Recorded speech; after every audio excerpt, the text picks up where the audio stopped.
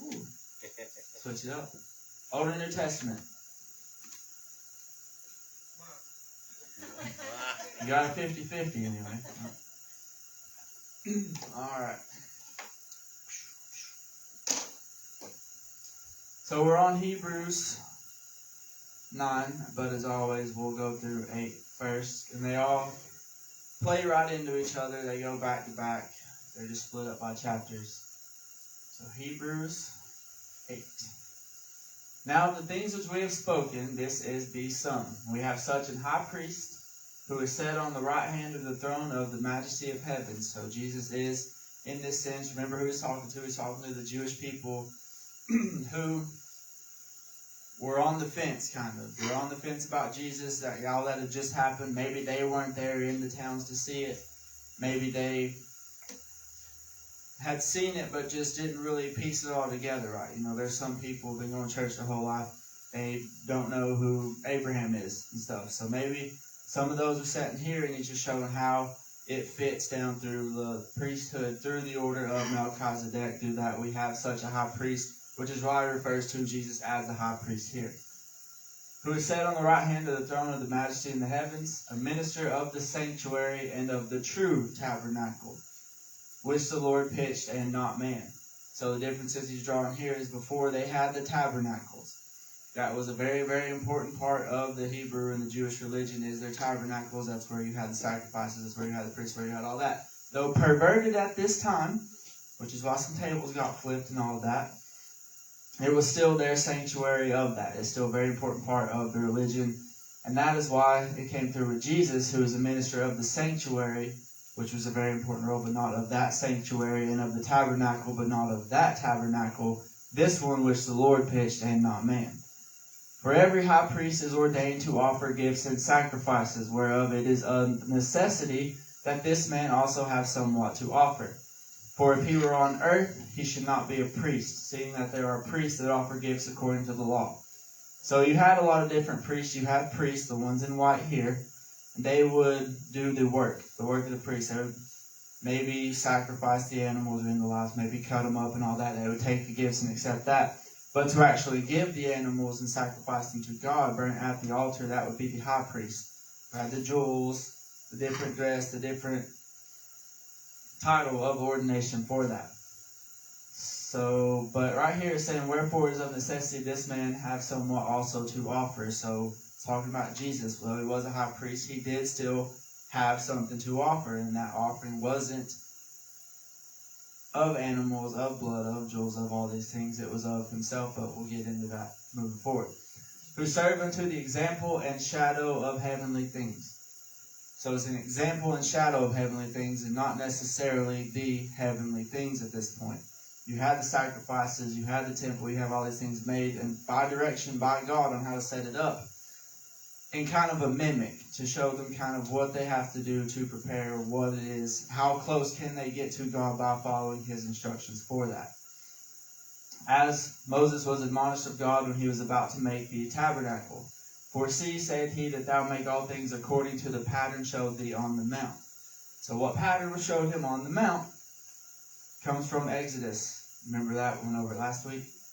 So speaking to the children of Israel, and they bring me an offering of every man and giveth willingly with his heart, ye shall take my offerings. So these offerings weren't supposed to be given out of reluctance, like, oh, I'm supposed to sacrifice a goat, here's my skinniest goat that's probably not going to live here. That wasn't an acceptable sacrifice to God, so he did lay out some guidelines. And this is the offering which ye shall take of them: gold, silver, and brass. The three things that have held value since probably humans have been on this earth. They call it, if you look at the currency sense around the world, this is the money of the gods, though false gods, right? But even our God, before then, would accept those sacrifices. Why? Because it had value to us. You give something of value to God, that's something you value, it just shows more of your faith, shows more of your obedience and commandment to that.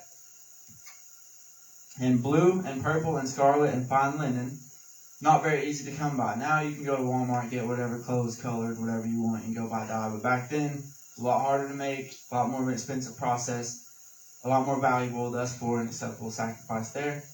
And goat's hair, ram's skin dyed red, badger skin, shittim wood, oil for the light, spices of anointing oil, and for sweet incense, onyx stones and stones to be set in the ephod. I don't remember what the ephod was. And in the breastplate that the high priest wore, had all the jewels lined up. And let them make me a sanctuary, that I may dwell among them. According to all that I show thee, after the pattern of the tabernacle and the pattern of all instruments thereof, even so shall ye make. So that was God giving Moses the instruction on how to set this up. All pretty valuable stuff that God was asking for and accepting, right? So why do that? This is kind of how it was laid out on the outside. Badger skin on the outward appearance. Again, this covered all. This is just layered back, so you'll kind of see that.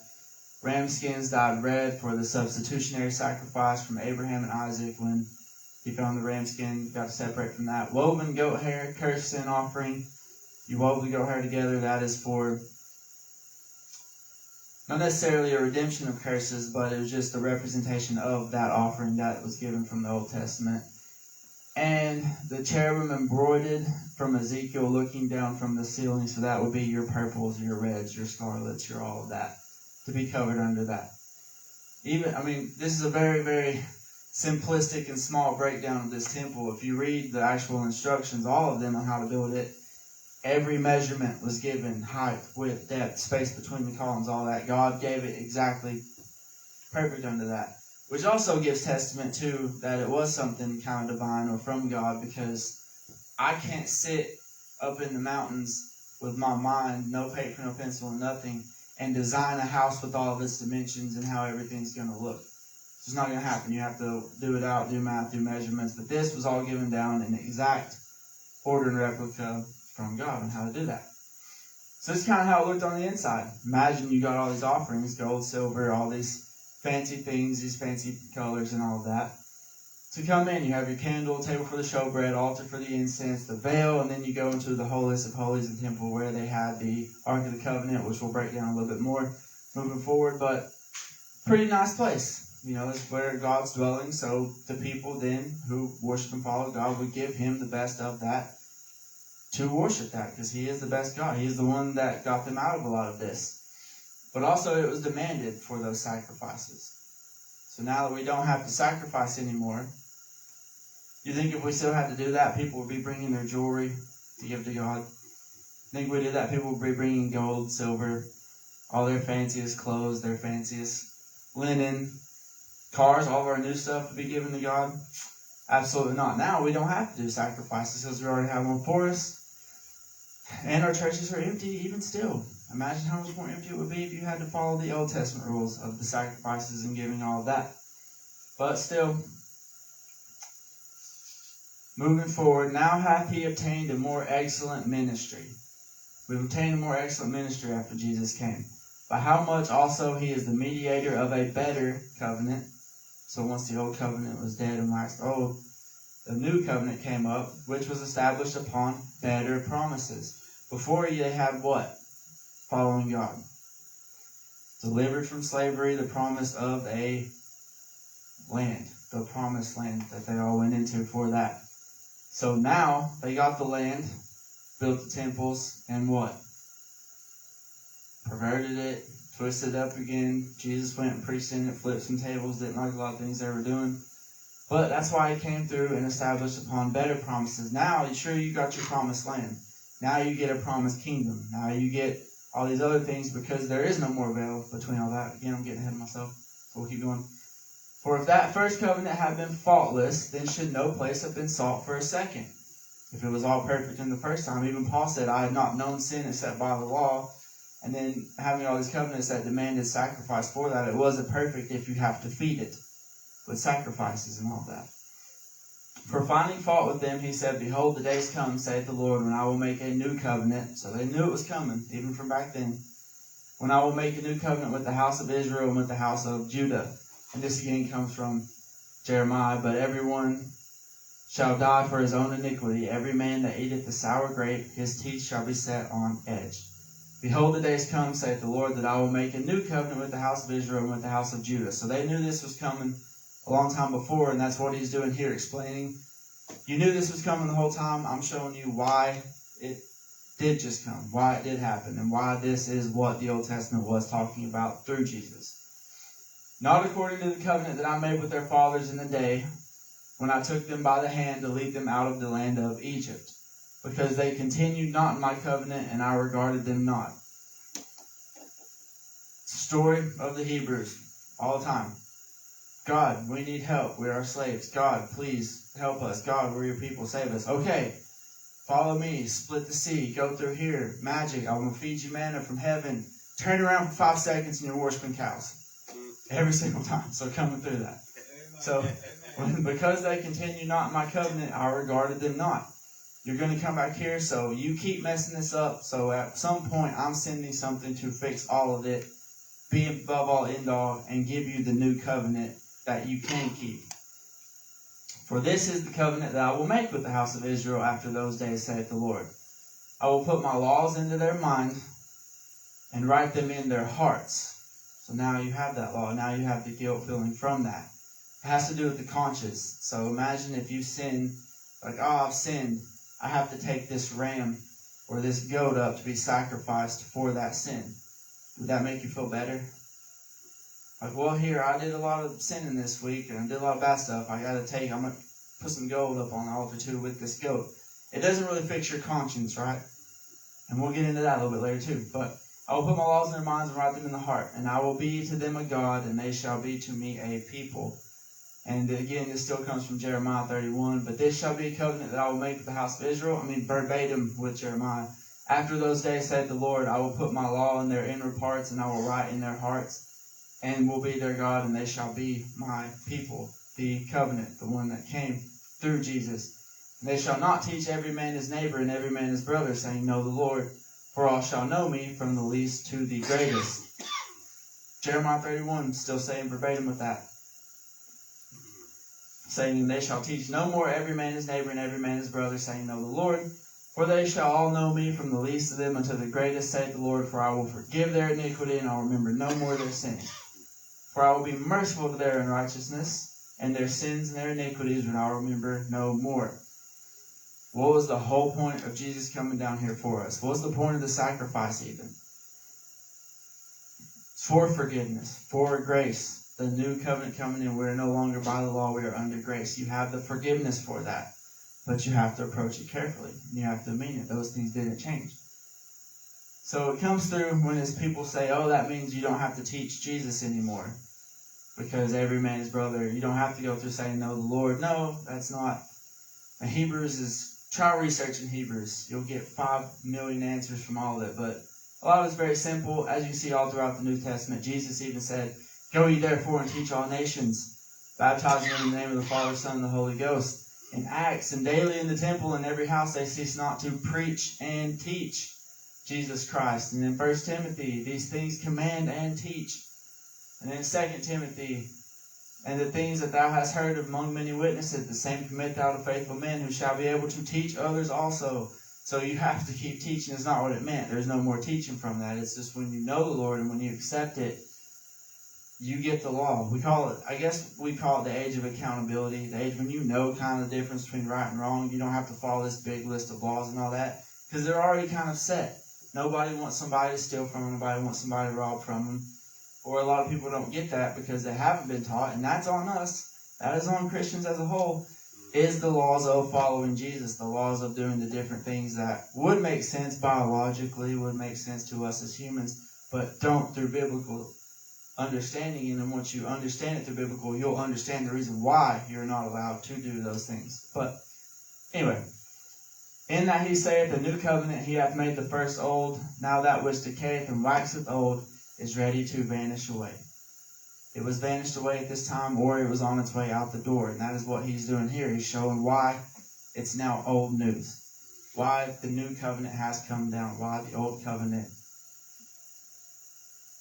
needed to exist and how it brought it all in. But now it is new through Jesus. And we'll just keep going because it doesn't stop. Just pick right up. Hebrews 9.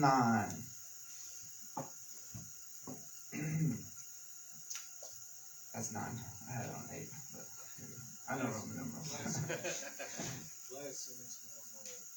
Then verily the first covenant had also ordinances of divine service and a worldly sanctuary. They had a place to go and walk in. Right? So it was tangible, you can call it. For there was a tabernacle made, the first, wherein was the candlestick and the table for the showbread, which is called the sanctuary. The thing about this was, it's not like necessarily our sanctuaries or what any Catholic or other religions would do. You weren't allowed in here unless you were a priest. It's just what it was. So they had the responsibility of keeping all this going, the incense burning, the showbread on the table, and the candlesticks lit, probably for light, but it also had symbolic unto that.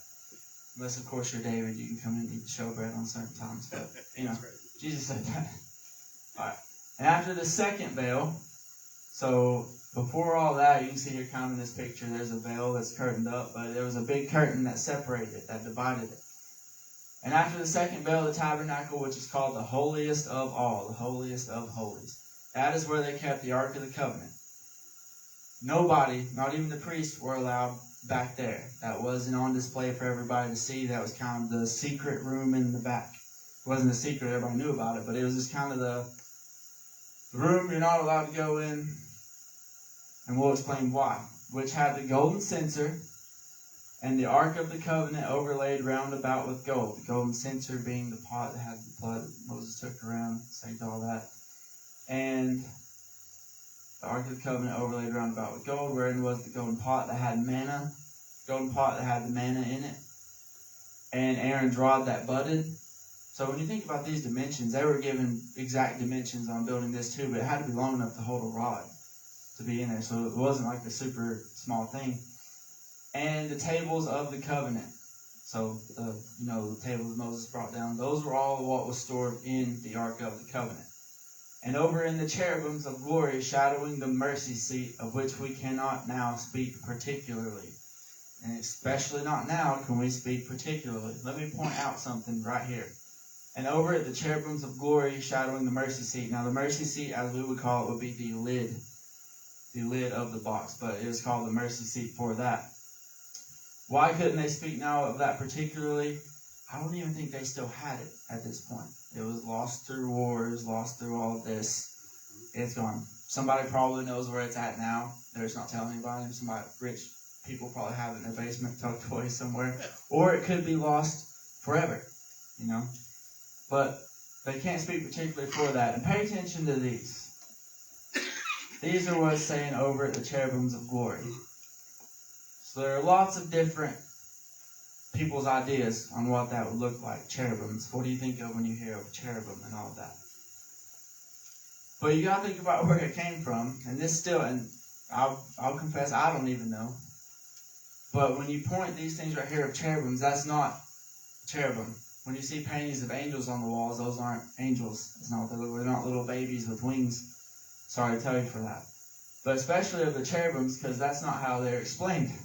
If you go to Ezekiel 1 and how they're explained, they more look like this. They're not something you're going to see come down from the clouds. You're like, oh, look at that cute little angel. Hello, little buddy. No, you're going to see it like, oh my goodness, that's the scariest thing I've ever seen in my entire life. With the wings, with the rings that follow them around, the foreheads, one of the lion, one of the man, one of the bull and beast and all that.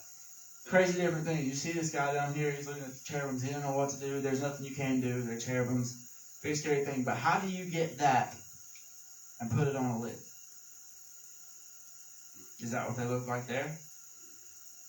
And that's why they can't speak about it. That's why we can't speak about it. We don't know. Like it was just a mercy seat. It was from on there.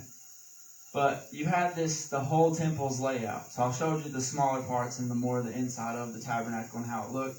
And then outside of the tabernacle, you had where the priest would sit, take in the offerings, and burn it at the altar outside. That's what they can't burn it inside because you'll catch everything on fire and just fill it with smoke and all that. So this is a big altar outside, and they have these small curtains here, the first veil, not the second veil, to go through that. And here's the thing, you weren't even allowed in there. It was like another secret sanctuary. The priests were allowed in there. The priests were allowed in the first sanctuary. but not in the holiest of holies. So why would the holiest of holies exist then? Well, let's go through that. Now that things were thus ordained, the priest went always into the first tabernacle, accomplishing the service of God, light the candles, have the showbread, burn the incense, burn the sacrifices from the outside. But in the second went the high priest only once every year. So once a year, only the high priest could go through the second veil to the Ark of the Covenant, to the holiest of holies, they called it, and he would give the offering onto the mercy seat, which would be the lid from that. Not without blood, which he offered for himself and for the heirs of the people. So this was the place, holiest of holies, which you're talking about, where God was. It's where he said, I will come down and dwell through it. Though symbolic, it's not like God can't go anywhere on earth but this one little place covered by a curtain. It was just meant symbolic that I am with you. I am with you, my people. I'm here in your town, in your cities, in your tabernacle. I get your sacrifices. I get all these things. So once a year, the high priest would go in, offer, sprinkle blood on it for the sacrifices. It goes through more through symbology when the Holy Ghost is signifying that the way into the holiest of all was not yet made manifest. That's why only the high priest could go in once a year. It wasn't open to everybody yet. While as the first tabernacle was standing. So everybody that was camping with him, had to stay outside of even the tabernacle walls. You see them there. They offer their offerings and their gifts at the first veil. It's brought in and burned, so you can see it always burning up from that. And then in the actual tabernacle, or the temple, as you would call it, inside of it, is where it was like the sanctuary, which was a figure for the time then present. So this is all those things before. It's like, well, this is why you had to have all that. In which were offered both gifts and sacrifices that could not make him that did the service perfect, as pertaining to the conscience. So all these gifts and all these offerings which were given, they weren't perfect. They couldn't make you perfect. They could only get you by. And they could only get you by because they didn't make you the service perfect as pertaining to the conscience. I go out and murder a family, children even. I come back, oh no, well, I'm not going to tell anybody. I feel bad. Here's a bull, sacrifice it, here's some gold. You're still going to feel bad about that. So the sacrifices doesn't necessarily alleviate it, and God's not like, okay, you're forgiven now, thanks for the bull. It's not really how it works, so it's kind of an imperfect system for that. Which stood only in meats and drinks and diverse washings and carnal ordinances, imposed on them until the time of Reformation. Very important, time of Reformation. This is the things that they were commanded to do of God. Because you'll always be thinking about it. If everything you get, you have to give your best of to God. You know that God is someone who demands and asks of your best. That God is the powerful, it's a submitted type thing. You submit unto a higher power that is God by offering him your better sacrifices. And diverse washings, cardinal ordinances, opposed on them until the time of Reformation. When is the time of Reformation? It is now. It is here when he's talking about this. That was his point. That's the sum of this when he's going through. This is the time of Reformation. You had all this before, and though it wasn't perfect, it was necessary because it brought us to now. And the things that happen now, or just happened, fit in according with all the other practices that we had to do. What do I mean by that? But Christ, being come and high priest of good things to come, by a greater and more perfect tabernacle, not made with hands, that is to say, not of this building. So now you have Christ, the ultimate one, that came in, the ultimate sacrifices, still a high priest, under who? The order of Melchizedek, yeah. So they were showing he does have the lineage of a high priesthood, coming in through the order of Melchizedek with the promise of better things, with a more perfect tabernacle, one that's not blocked off by the veil, one that doesn't have all these different practices and secrets for it, neither by the blood of goats and calves, but by his own blood. You read it earlier, for it was necessary that even him as a high priest have something to sacrifice to the holiest of holies. Why not the holiest of holies to come through that? But by his own blood, he entered in once into the holy place. Not every year as the high priest before had to do in sacrifice, but once into the holy place, having obtained eternal redemption for us. Now you don't need the continual sacrifices. Now you don't need all these rituals where only the high priest can go in once a year, sprinkle some blood given from sacrifice on the Ark of the Covenant. Jesus already came in, the perfect of the perfect. What more can you offer? What more blood can you offer? What gold and silver? What cars? What boats? What anything? What earthly value can you offer that was more valuable to God than the blood of His own Son? You can't. Seal. Checkmate from that. And if you ever want to know how much God cares about money, look who He gives it to. Yeah. So for if the blood of bulls and goats and the ashes of a heifer sprinkling the unclean sanctified to purify the flesh, if all that was perfect, then how much more shall the blood of Christ, kind of like what we just talked about, who through the eternal Spirit offered Himself without spot to God. We're all out. We're all spotted and wrinkled horribly. Who through the eternal Spirit offered Himself without spot to God, purge your conscience. So now, I don't kill people, feel bad, go give a sacrifice and hoping it'll make up with it. I don't sin but sacrifice and to say that it will do that. Like from the tied ram's blood, the offerings for a curse and all of that. You have Jesus as your conscience. And I know you've all felt it. I know a lot of you felt it when you're about to do something bad or you have done something bad. Now you're like, oh no, can't believe I've done that. I've fallen again. Lord, please forgive me. You approach that with tears. You have that to sear your conscience, but also know that you have grace under Jesus. Because this high priest went and sprinkled blood. Jesus is on the right hand of God advocating directly for that. He's not giving some sprinkles for all of this for it. He's there talking like, hey, I was human once. And that's what all of Hebrews before this was talking about and why he was a good leader, because he came down as a man and suffered all the things we suffered, all the temptation we suffered, but overcame it. He's like, look, I know I was there. I was a man. I gave up sitting in heaven, sitting with God, to go down and hang out with these weirdos for a couple of years. And let me tell you, it's a wreck. But it can be made through, and he showed that promise. He was a leader. He came to do it first to show you that if he can do it, though he was divine, that is the example to follow. He led from the front as opposed to giving commandments from the rear. Who through the eternal Spirit offered himself without spot to God, purge your conscience from the dead works to serve the living God. I don't do this anymore because of Jesus, not because I'm commanded to sacrifice things. And for this cause he is the mediator of a new testament, that by the means of death for the redemption of the transgressions that were under the first testament, they which are called might receive the promise of eternal inheritance. For where a testament is, there must also of necessity be the death of the testator. Do you mind know the difference between a testament and a testimony?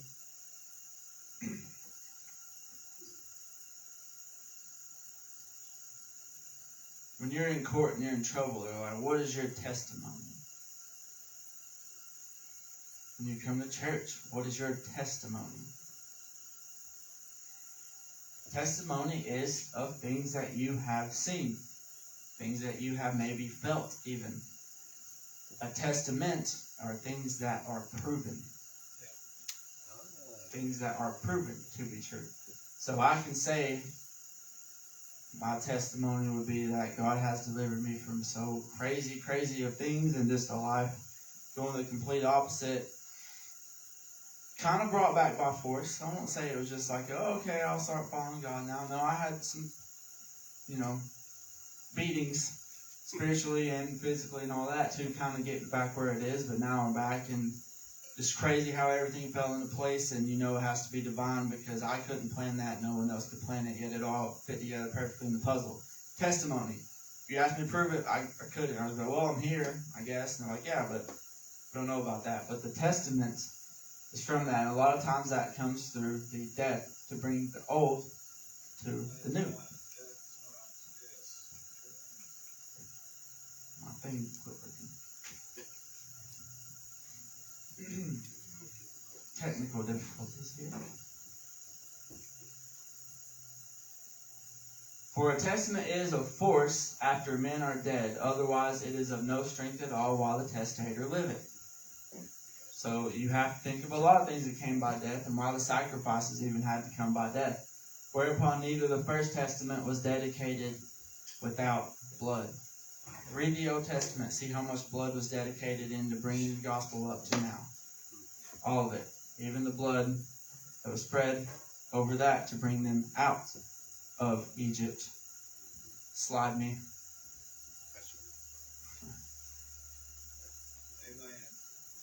For when Moses had spoken every precept to all the people according to the law, he took the blood of calves and of goats with water and scarlet wool and hyssop, and sprinkled them both on the book and all the people. This was Moses when he brought it out. Purged them with blood, for even though they had to be brought through by blood, saying, This is the blood of the testament which God hath enjoined to you. This is your testament. This is your testament. This is your testament. These are the things we have up until this point to give testament to God, to show that it is real. Moreover, he sprinkled the blood, both the tabernacle and all the vessels of the ministry. Priests, things we use in the ministry, the tabernacle itself, the blood of that testament sprinkled with blood. And almost all things are by the law purged with blood. Oh, you did this sin, you need this sacrifice. Oh, you have this illness, you must do this ritual with that. And without shedding of blood is no remission. That's how you were forgiven for back then. It was therefore necessary that the patterns of things in the heavens should be purified with these. But the heavenly things themselves, you're not going to purify things of heaven with blood because they're already purified or they wouldn't exist in heaven, right? But the heavenly things themselves are better sacrifices than these. For Christ is not entered into the holy places made with hands. The temples. You don't have to put a little room in the back here of the church and like, oh, that's Jesus' room. Nobody's allowed to go back in there. No. Because what happened when Jesus died to that little veil covering the room? Split wide open to bring it in through that. And the figures of the true, but into heaven itself now to appear in the presence of God for us. So now he dwells in heaven, watching us being there with God as an advocate for us, as the high priest for us. He's up there still with the sacrifices, but now instead of sprinkling the blood and bringing it up to God, he was the blood bringing it up to God, and he asked for that. Such as when you're called the bridegroom of Christ. That is for that. You go up there for Jesus. You now belong to Jesus for all this. Nor yet that he should offer himself often, as the high priest entereth into the holy place every year with blood of others. You don't need to do that anymore. For then must he often have suffered since the foundation of the world. But now once in the end of the world hath he appeared to put away sin by the sacrifice of himself. One sacrifice completely did away with sacrifices from then on out. Because now there is nothing greater to sacrifice. God cannot be pleased anymore with the things that are lower than Jesus. And too bad, because that's everything. So there's nothing that we could give anymore that God hadn't already done or given to ourselves. But also that was liberating. Now you don't fall under the, law that you have to give all of these sacrifices because God already done that for you. When Jesus came, if you look at it in that sense, it made everything easier. Which is why the veil was rent in twain. Now you have a direct advocate to God. Now you don't have to have this secret. Now everything is made and is brought in. Jesus came on earth. That was Jesus dwelling with you. That's heaven down on earth to show everyone how to live with that. It's not kept in a holy room, which is why it was veiled. So nothing can top Jesus from the sacrifices that was made. And now if there is no more sacrifice, because Jesus was the holy sacrifice, all the old things that we were doing have now become null. They've become pacified. There's nothing that you can do that. They are fulfilled. So now we go into the New Testament from that. And as it is appointed unto men once to die, but after this the judgment, so Christ was once offered to bear the sins of many, and unto them that look for him shall he appear the second time without sin unto salvation. So now if you look, when you look towards him, he does return. I know we lose a lot of the battles here on earth, and sin is overcoming a lot of it, but we win the war. That's right. There's comfort in that and knowing it. And I don't know what it's going to look like. You know, you can read Revelations and get kind of an idea, but imagine trying to get in the revelation of Jesus coming back and try to explain it to people using human things. But I like this picture. Because you got everybody all hiding in the mountains. The city below is just pure chaos and burning down. Everything's going crazy. And you got Jesus coming back in clouds, and everybody's like, oh, sweet, he's ready. He's coming back. They're dressed very well for people who are hiding out in the mountains, though. I'll say that. So it's a little different, but I don't know. You know, the earth's exploding, mountains exploding behind it, cities burning. They're just happy on the mountain, like, yes, that's happening. Well, probably not at all what it's going to look like, but I saw it as a neat picture because it does all then. All that chaos, all the carnage, all the sin, all the everything that you're going through right now has already been paid for, and it will be wrapped up when Jesus comes back, and we all get to go up to him if you look for him. Just look for him. That's right. Drops mic. Amen. That was Hebrews 9. Very good.